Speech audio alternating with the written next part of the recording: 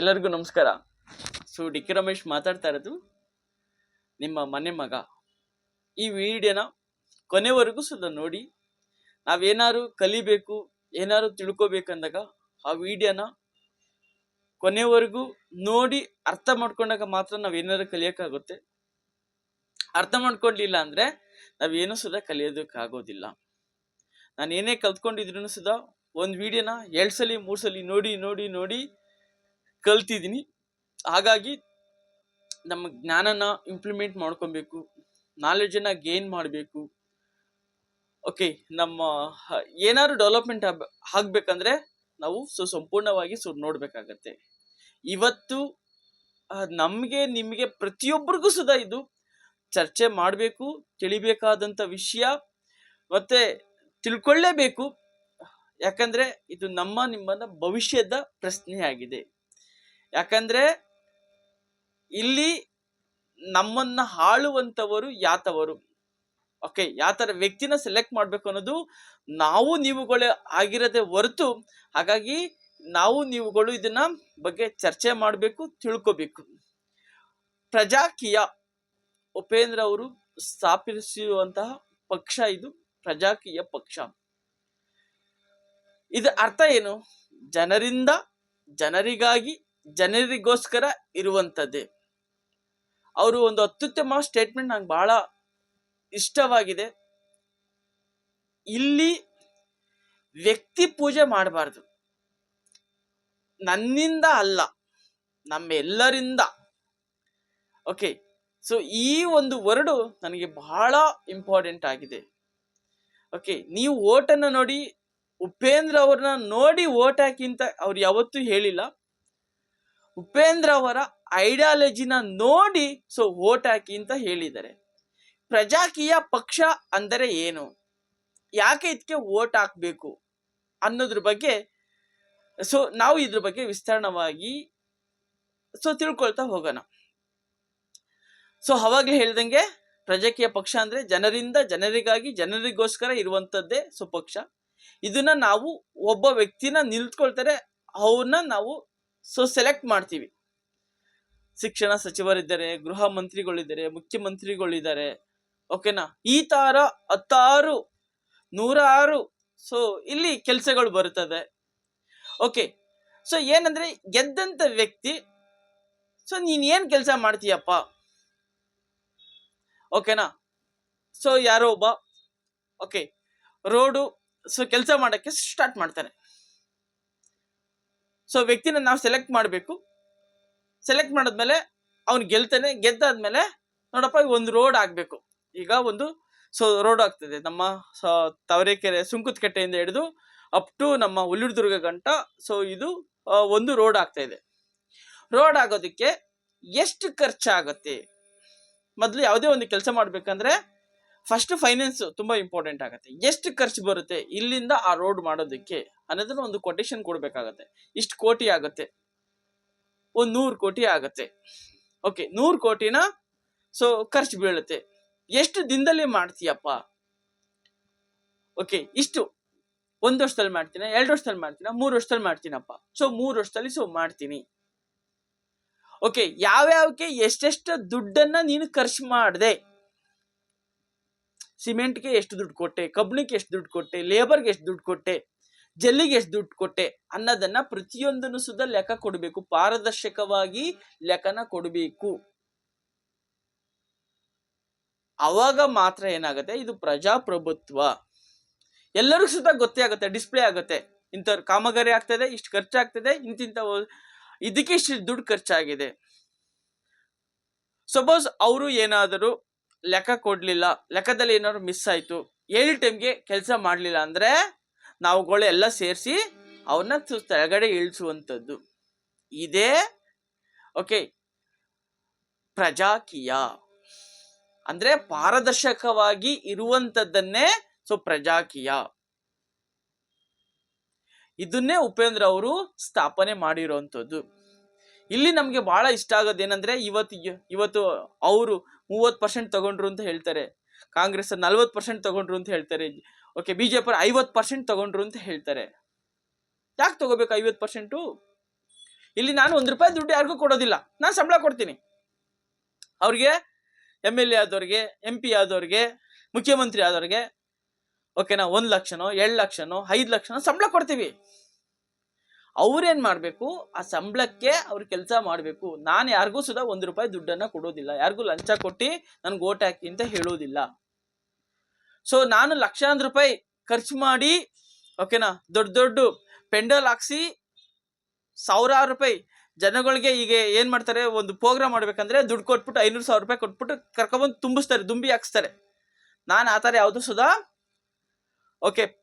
ದುಂಬಿ ಮಾಡಿಸೋದಿಲ್ಲ, ಯಾರಿಗೂ ದುಡ್ಡು ಕೊಟ್ಟು ಕರ್ಕೊಬರೋದಿಲ್ಲ. ನನ್ನ ವಿಚಾರಗಳನ್ನ ಈ ತರ ಮಾಧ್ಯಮ ಮುಖಾಂತರ, ಈ ತರ ಯೂಟ್ಯೂಬ್ ಮುಖಾಂತರ, ನ್ಯೂಸ್ ಮುಖಾಂತರ ನಿಮ್ಗೆ ತಲುಪಿಸ್ತೀನಿ. ಇಲ್ಲಿ ಯಾವುದು ಸಹ 1 ರೂಪಾಯಿ ದುಡ್ಡನ್ನ ಖರ್ಚು ಮಾಡೋದಿಲ್ಲ. ಸೊ ಈ ತರ ಒಂದು ಪಾರದರ್ಶಕತೆಯನ್ನ ಉಪೇಂದ್ರ ಅವರು ಸುಧಾ ಹೇಳ್ತಾ ಇದ್ದಾರೆ. ಸೊ ನಾನು ನಿಂತ್ಕೊಳ್ತೀನಿ, ನೀವು ಓಟ್ ಹಾಕಿ ಗೆಲ್ಸಿ. ಓಕೆ, ಏನ್ ನಿಮ್ಗೆ ಅವಶ್ಯಕತೆ ಇದೆ, ಒಂದು ಬೂತ್ ಮಾಡ್ತೀನಿ ನೋಡಿ. ನಮ್ಮೂರಲ್ಲಿ ಒಂದು ಕುಡಿಯೋ ನೀರಿನ ವ್ಯವಸ್ಥೆ ಬೇಕು, ಒಂದು ರೋಡ್ ಬೇಕು. ಓಕೆ, ನೀವು ಯಾವುದಕ್ಕೆ ಆದ್ಯತೆ ಕೊಡ್ತೀರಾ? 10 ಕೆಲಸ ಬಂದಿರುತ್ತೆ, 10ರಲ್ಲಿ ಯಾವುದು ನಿಮ್ಗೆ ಮುಖ್ಯವಾದಂಥದ್ದು ಬೇಕಾಗುತ್ತೆ, ಅದಕ್ಕೆ ನಾನು ಫಸ್ಟ್ ಆದ್ಯತೆ ಕೊಡ್ತೀನಿ. ನೀರು ವ್ಯವಸ್ಥೆ ಬೇಕಾದ್ರೆ ನೀರು ವ್ಯವಸ್ಥೆ ಮಾಡ್ತೀನಿ, ಓಕೆನಾ. ಸೊ ಈ ತರ ಒಂದು ನೀವ್ ಏನನ್ನ ಕೇಳ್ತೀರಾ, ನಿಮ್ಮ ಹತ್ರ ಪೋಲಿಂಗ್ ತೆಗೆದುಕೊಳ್ತೀನಿ. ಈಗ ಎಲ್ಲರ ಹತ್ರ ಮೊಬೈಲ್ ಇದೆ, ನಿಮ್ಗೆ ಏನ್ ಬೇಕು, ಯಾರು ಜಾಸ್ತಿ ಓಟ್ ಅನ್ನ ಹಾಕ್ತಾರೆ ಅದನ್ನ ನಾನು ಪಾಸನ್ನ ಮಾಡ್ತೀನಿ. ಆ ಕೆಲಸವನ್ನ ಫಸ್ಟ್ ಆದ್ಯತೆಯನ್ನ ಕೊಡ್ತೀನಿ. ಓಕೆ, ಈ ಕೆಲಸ ಬೇಕಾ ಬೇಡವಾ? ಈಗ ಬಿಡದಿ ಟೌನ್ಶಿಪ್ ನಡೀತಾ ಇದೆ, ಅದಕ್ಕೆ ಏನ್ ಮಾಡ್ತಾರೆ, ಒಂದು ಪೋಲ್ ಹಾಕ್ತಾರೆ, ಇದ್ರ ಎಷ್ಟು ಜನಕ್ಕೆ ಬೇಕು ಎಷ್ಟು ಜನಕ್ಕೆ ಬೇಡ ಅಂತ. ಓಕೆ, ಎಲ್ಲರ ಹತ್ರ ಮೊಬೈಲ್ ಇರುತ್ತೆ, ಓಕೆನಾ, ಎಲ್ಲರೂ ಸುಧಾ ಮೆಸೇಜ್ ಮಾಡ್ತಾರೆ. ಬೇಕು ಅಂದ್ರೆ 80% ಬೇಕು ಅಂದ್ರೆ ಬಿಡದಿ ಟೌನ್ಶಿಪ್ ಮಾಡ್ತಾರೆ, 80% ಬೇಡ ಅಂದ್ರೆ ಅದನ್ನ ಕೈಯನ್ನ ಬಿಡ್ತಾರೆ, ಅದು ಅವಶ್ಯಕತೆ ಇಲ್ಲ. ಯಾಕಂದ್ರೆ ಜನಗಳಿಂದ ತಾನೇ ಆಯ್ಕೆಯಾಗಿ ಬಂದಿರೋದು, ಜನಗಳು ಏನ್ ಹೇಳ್ತಾರೆ ಅದನ್ನ ತಾನೇ ಮಾಡ್ಬೇಕು. ನಾನು ಇಷ್ಟ ಬಂದಿದ್ದು ನಾನು ಮಾಡ್ತೀನಿ ಅಂದ್ರೆ ಏನ್ ಪ್ರಯೋಜನ ಬಂತು? ಸೊ ಈ ಒಂದು ಪಾರದರ್ಶಕವಾದಂತ ಸಿಸ್ಟಮ್ ಅನ್ನ ತಗೋಬರದೆ ಉಪೇಂದ್ರ ಅವರ ಗುರಿಯಾಗಿದೆ, ಉದ್ದೇಶವಾಗಿದೆ. ನನಗೆ ನೀವು ಓಟ್ ಹಾಕ್ಬೇಡಿ, ನನ್ನ ಐಡಿಯಾಲಜಿಗೆ ನೀವು ಓಟ್ ಹಾಕಿ ಅನ್ನೋದನ್ನ ಉಪೇಂದ್ರ ಅವರು ಬಹಳ ಅಚ್ಚುಕಟ್ಟಾಗಿ ಅರ್ಥ ಆಗುವ ರೀತಿಯಲ್ಲಿ ಹೇಳ್ತಾ ಇದ್ದಾರೆ. ಸೊ ನಾವು ಏನ್ ಮಾಡ್ಬೇಕು, ನಾವು ಪರಿವರ್ತನೆ ಆಗ್ಬೇಕು.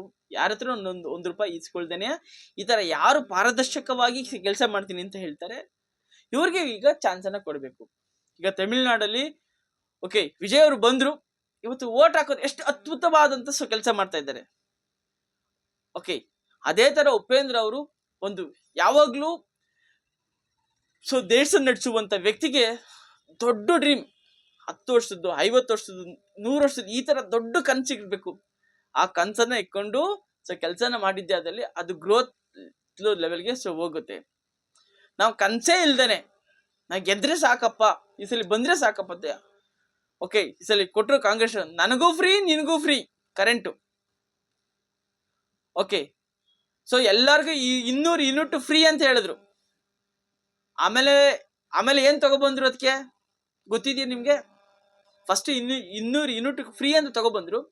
ಈಗ ಏನ್ ಮಾಡ್ತಾ ಇದ್ದಾರೆ, ನೀವ್ ಎಷ್ಟು ಉರಿಸ್ತಾ ಇದ್ರಿ, 50 ಯೂನಿಟ್ ಇದ್ರೆ 50 ಯೂನಿಟ್ ಫ್ರೀ ಕೊಡ್ತೀನಿ, 100 ಯೂನಿಟ್ ಇದ್ರೆ 100 ಯೂನಿಟ್ ಫ್ರೀ ಕೊಡ್ತೀನಿ, 150 ಯೂನಿಟ್ ಇದ್ರೆ 150 ಯೂನಿಟ್ ಫ್ರೀ ಕೊಡ್ತೀನಿ, 200 ಯೂನಿಟ್ ಇದ್ರೆ 200 ಯೂನಿಟ್ ಫ್ರೀ ಕೊಡ್ತೀನಿ.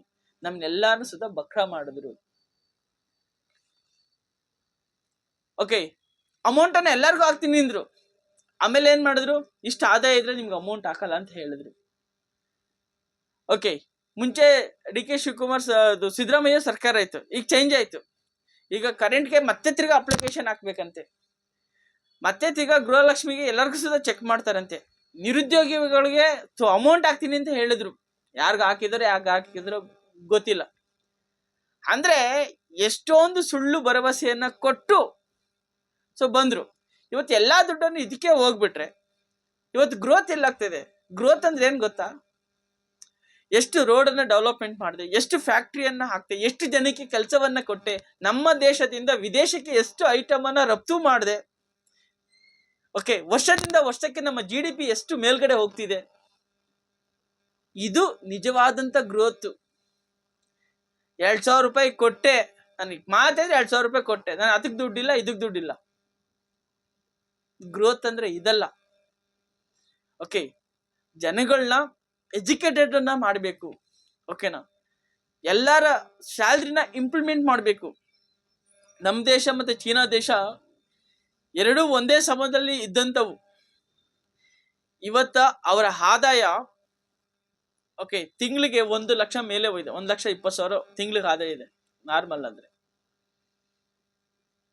ಇವತ್ತು ಓಕೆ ನಮ್ಮ ಇಂಡಿಯಾದಲ್ಲಿ ಒಂದು ವ್ಯಕ್ತಿಯ ಆದಾಯ ಓಕೆ 15,000ದಿಂದ 20,000 30,000 ರೂಪಾಯಿ ಇದೆ.